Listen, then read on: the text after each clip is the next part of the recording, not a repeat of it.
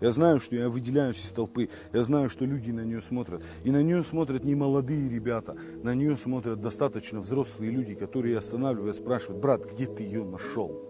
Где ты ее нашел? Где ты ее купил?